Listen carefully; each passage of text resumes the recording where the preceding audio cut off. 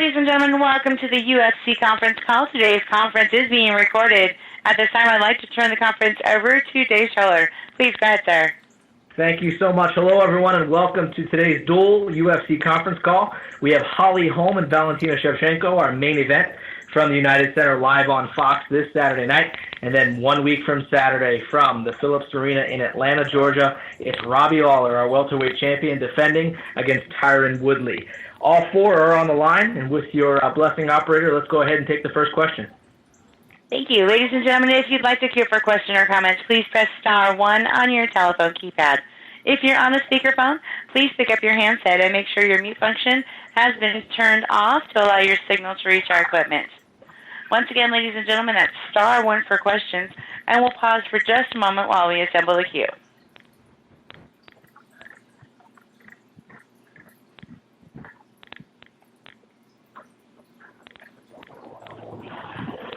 And operator, you can start with Jeff Grammer from the Albuquerque Journal. Thank you. And Mr. Grammer, please go ahead. Hey, Holly, this question's for you. You talked recently about kind of maybe having a lack of focus in the Miesha Tate fight. I'm curious, what's different this go-around? And is this whole kind of new lifestyle since the Ronda win, is it too much to sustain and keep focused as you were used to before that fight? For the fight with Miesha, I was focused during training, and I was focused during the fight. When I kind of talk about, the focus in that, I think it was just, that momentary lapse in the middle of the fight. But, as far as training and everything for that fight, I was preparing for her, and I was getting ready for her. I wasn't overlooking her at all. But I do feel like maybe I didn't fight with the same sense of urgency in the last round that I should have been. I should have been fighting with, that same sense of urgency that I was fighting in the first round. So, it was just kind of that moment that bad decision, didn't react the right way in the fight, and just a little lack of focus right there. But, I'm going to learn from the situation and move forward. So when you said, I know recently the airing of the road to the octagon, you made a comment in there about a lack of focus. You're only talking about the moment of that fight, not necessarily the build-up beforehand? Right. And is there anything different in this camp going forward than there was with the Miesha camp, or is it pretty much the same? I feel like every camp is different. I don't really compare them because no fight is the same, and no fighter is the same, no style is the same, no training camp is going to go exactly the same.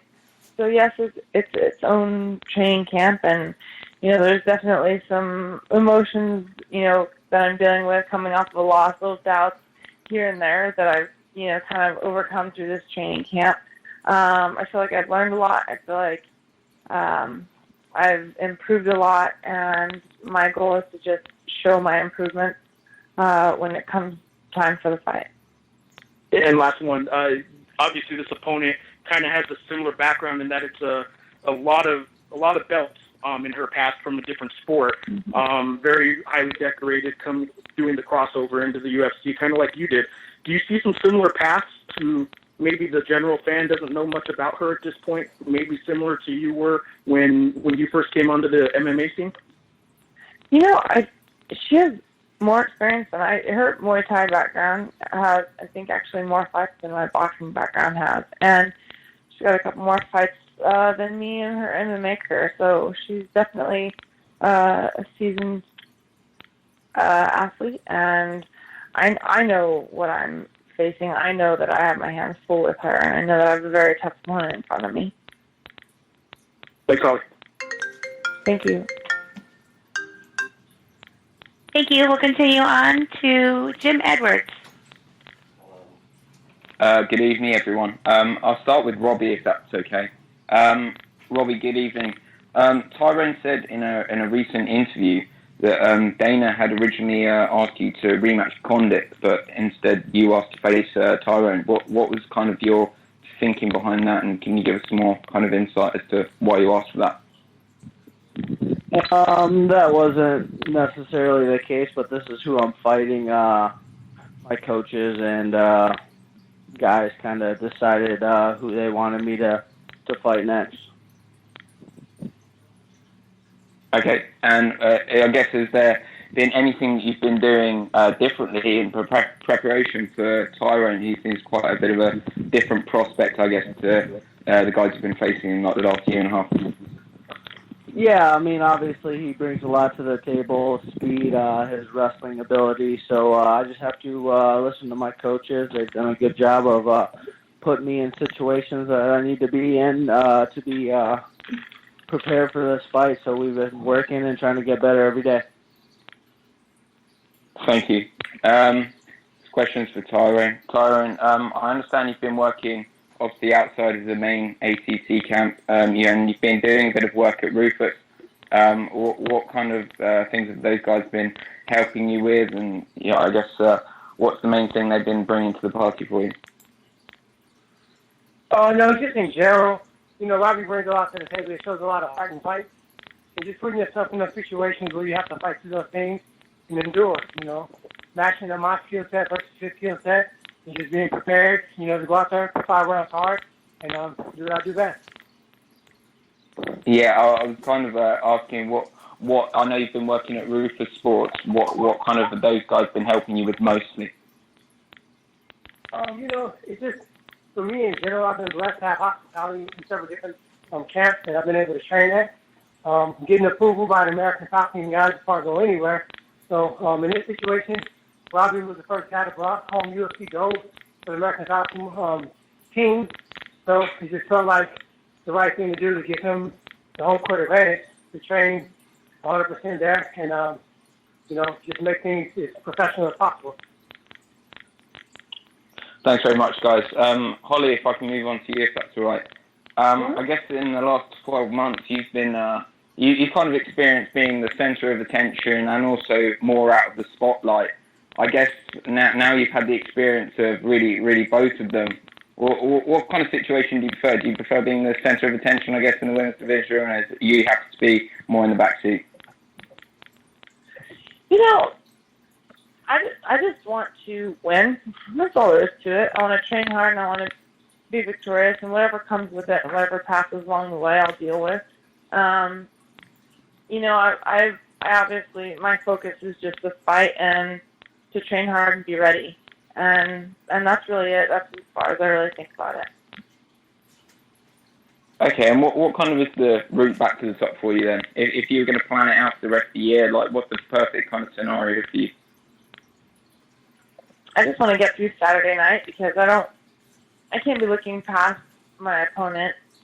I don't want to think too far ahead because you never promise another day. You never promise another opportunity. And I feel like I just need to definitely perform on Saturday before anything else is even, offered to me. So just Saturday is all I'm thinking about. Okay, cool. And I guess my last question is for you as well, Holly. From your social media accounts, it looks like you're good friends with John Jones.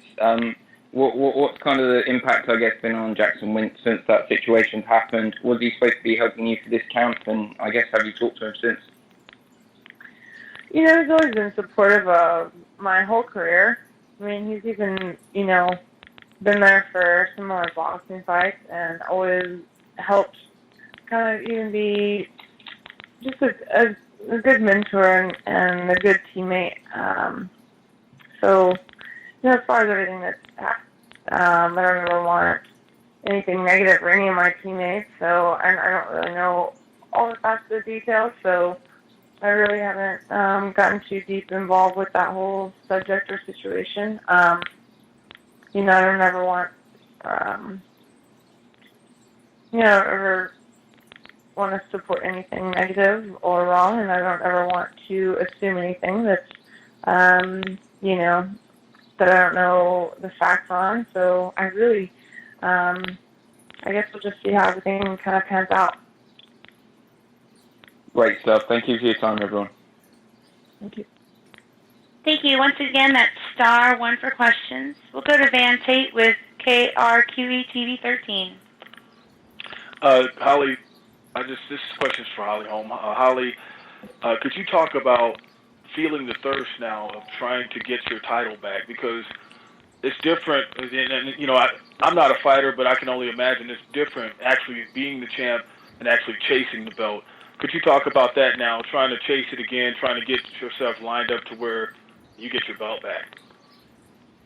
You know, I want to win, and I've got to win in order to get back there. And in order to be a champ, that means you've obviously worked your way up, and so that is my goal. That's what I want to get back to, but I do know that it is just one fight at a time, and I'm just focused on Valentina right now. She's a very, very tough opponent, and I'm not looking past her. But do you have? I guess what I'm trying to say is there a recharge in your hunger? You know, like you're probably always hungry when you go out there because you're passionate. You know. I do have a drive, and I want to come back, and it's coming off of a loss definitely fuels my fire. I want to come back. I want to have the victory, and I mean, who wants 2 losses back to back? I hate to lose no matter what. So I'm definitely thirsty right now, and I want victory, and it does motivate me. It's motivated me to training camp to want to keep learning and getting better, for sure. And I know you and John are pretty close. Have you talked to him? And if you have, how is he doing? You know, like I know this got to be like a tough situation, a tough spot. But the one thing about it that he's got working in his favor, he's still a young guy, and so no matter how bad situations get, sometimes you just have to just put your head down and just keep walking. You know, just keep moving. And how's he doing? You know, I haven't talked really in detail with him about this situation. He has been in the gym, and he's been training, and he just said, you know what, I'm going to be here. I'm going to at least do one thing every day and become better, a better fighter, and learn and keep evolving. And other than that, I haven't talked much about it. He's just been trying to support the rest of the team as they prepare, you know, trying to just be a teammate to everybody else. And so, you know, like I said, I don't really know a lot of the factual details about it, and haven't really gotten into too much detail about it. So. And one more question, Holly. Do you feel like a veteran in the spotlight now? Since you got used to all the craziness that has come with it, now it's not new to you anymore? You know, it's definitely a lot, and it's crazy at times, but I feel like it's just, you know, life is awesome. I want to take in each experience as it comes and just kind of enjoy the ride. And so each thing at a time, I just want to take it in. I don't want to get all the way to the end of my career and think, oh my gosh, all that really happened. You know, I want to experience it as it's here and be as real as I can with it as it's here. But, you know, with that being said, just wanting to put in the hard work because I want to make it all worth it. Okay. Thanks so much, Holly. Thank you. Thank you. Our next question will come from Damon Martin with Fox Sports. Thanks, guys. First question is for Tyron. You know, Tyron, this has been a long time coming for you. Obviously, you fought for the belt in Strikeforce, and I know a lot has changed since then, but what is the biggest focus and the biggest difference in who you are now and why you believe, you know, you'll become welterweight champion on July 30th? The difference between me then and me now is that I'm putting everything together. You guys have seen the submission game, you've seen the wrestling game, you've seen the striking game. Over time, I just matured as a fighter, and it's just my time of season. I'm putting everything together, and I'm ready to take over.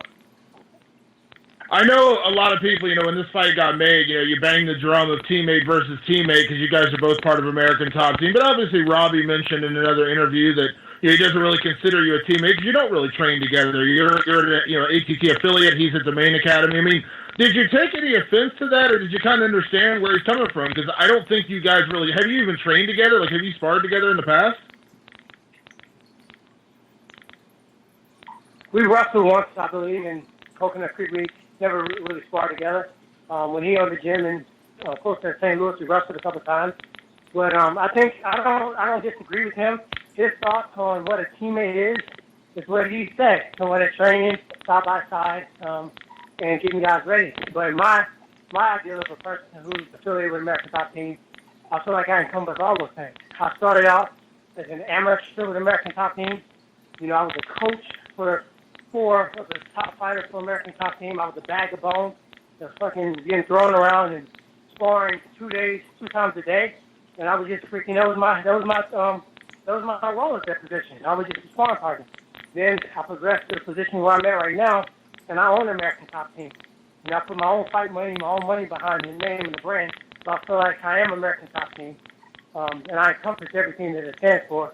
His concept is people that are down there, that live there, that train there, and he's allowed his own opinion of it. But no, I did not take it personal. And last question for you, Tyron. You know, I think I talked to Dean Thomas maybe 6 weeks ago, and I know he had said that he's probably going to corner you. He considers you a very good friend. I know he's one of the main coaches down there. Like, who are the people going to corner you for this fight? Duke Rufus and Dean Thomas is going to corner me for sure. Those guys have been instrumental in my training camp and just my growth as a fighter, helping me put the pieces together. And I don't know exactly who's cornering Robbie, but I assume it's the same guys that corner him. But at the end of the day, not a lot of people have been talking about the fact that we are affiliated or we wear the same patch on our shorts or wearing the same banner. But I believe it's honor in it. I personally believe that if a team is producing a champion and producing contenders in the same division, as coaches, they should be proud and they should pat themselves on the back because they're really creating a dynasty. So that's the way I take it. I don't take any disrespect from it. I'm really just focused, man. It's not that I called out and I wanted to fight Robbie. It's not a fight that I'm like, hey, I want to fight Robbie. Robbie knows that I respect him. I admire the way he came back and had this crazy, run at the title. I admire that. But I've been wanting to be a UFC champion. I'm 34 years old, and it's not really Robbie. It's just the person that has a seat at the throne right now, and that's why I desire to sit. Awesome. And a question for Robbie. Obviously, Robbie, you've fought in a lot of wars, and I know you made a recent comment that you don't want fight of the nights anymore. You want knockouts. I mean, what is the biggest difference? Going into this fight, is it a mentality? Is it a certain focus? I mean, what is the difference when you say no more fight of the nights? It's about getting a knockout and finishing fire. No, the thing is no one ever wants fight of the night. Every fight I've gone in, I want knockout of the night. I want to be in and out quick. So sometimes these guys just have a lot of grit. They're highly trained, and I just can't get them out of there. So I get fight of the night. So it's not necessarily I'm changing anything. It's like I'm just sick of fight of the night. I want to knock people out. And I know you said, obviously your focus is Tyron. I don't want to take away from that, but I know you had said recently that, you don't really care about the Conor McGregor fight. You don't really care if George St. Pierre comes back, all that stuff. I mean, what is the most important thing to you as champion? I mean, is it just defending the belt? Does it matter who it is? I mean, obviously fights like that would be big money, so that would be nice, change in your pocket. But what is the biggest focus for you as champion?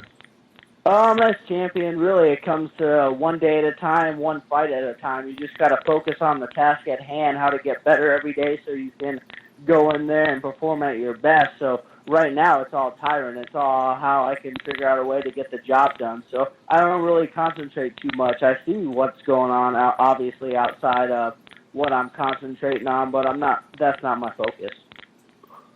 And last question for you, Robbie. Obviously, you when you look at the welterweight division, I mean, this is, it is pretty stacked right now. Obviously, you got, Wonderboy Thompson out there. What was it about Tyron that kind of made you, most intrigued about this matchup? I mean, obviously, he's a phenomenal wrestler, knockout power. I mean, what is it that you liked about this fight with Tyron?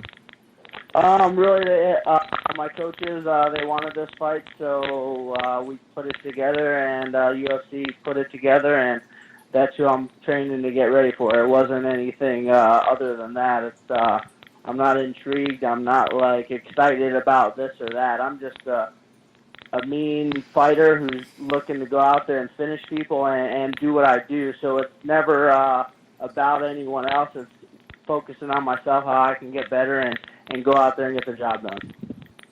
Thanks very much, Robbie. Thank you again. That's *1. We'll go to Stephen Morocco with USA Today. Yeah, I had some questions for Valentina Shevchenko. Valentina, you've posted some pictures of your coach on social media. Has he made a full recovery after the shooting, and will he be in your corner? Yes, he is feeling now much better. He's recuperating, and it's lucky for me that he is recuperating very good. And yes, he will be in my corner. It's meaning a lot of me. So I'm very happy that we passed it and it's already in the past. But he's still recovering. Can you talk about the injuries that he sustained that he's recovering from? It was shot. It was shot on the left side of abdomen. So now he's feeling very good. Not very good, but good. And he's able to do a lot of things. So he's feeling very good now. What sort of adjustments did you need to make in camp to ensure that you got the training that you needed after that happened? It was exactly in the middle of my training camp preparation. When it all happened, it was like shock for me, very hard shock, because all of week I could not train and I could not think about nothing more. I just spending like all my time in the hospital near by him. So it was like difficult time for me. But even in this moment, Pavel, my coach, he said in a few days, staying in the hospital, that we need to go forward and we need to like focus on the fight. So I was like thinking that in few days I will able to continue my preparation, and after maybe 1 week, 10 days, I was focusing just on my preparation and only about the fight I was thinking, and this is like was helping me a lot to pass through it. Did you ever consider withdrawing from the fight, or maybe that by keeping the fight, agreeing to still fight, you might be at a disadvantage? I knew that it will be happened, and I didn't think that we will like cancel or something like this. So it was very clear for me. Did that experience change your perspective on your life or your career in MMA? What do you mean? Did it change your perspective on your life? You know, being close to something like that, being involved in it, did it change the way you look at your life? Or I start training at 5 years old, and already like I'm training more than 20 years. I'm in martial arts, so it's all my life. And sometimes people asking me, "Are you imagining you without martial arts or doing something different?" And I said, "No, because this is my life. This is what I want to be, and I'm very happy that my destiny was to be like a fighter, martial artist. So this is what I really, really love." A couple of questions for Holly. First of all, I just wanted to get your reaction to Misha's fight with Amanda. Well, as far as that fight, I mean, I wanted to be the one to, give Misha the loss. And, I hate that it took me having to lose it for them to have the fight. But I really had no emotion attached to it other than that. I just, whoever won the fight was, that's all there is to it.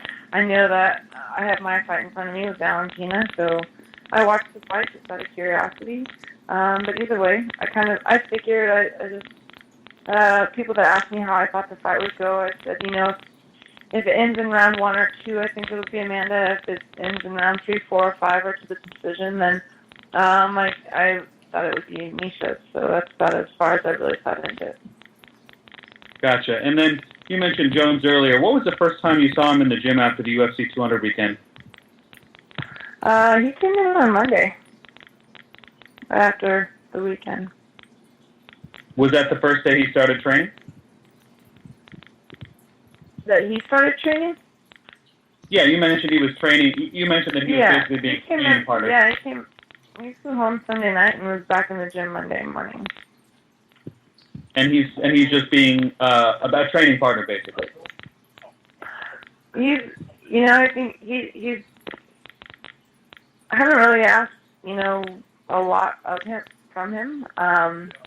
I know he's there. The heavyweights train the hour before the lightweights do, so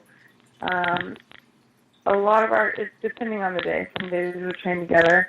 I've been there with my fight on my mind and that being my focus. So I haven't really been, I didn't really put a lot of thought into it.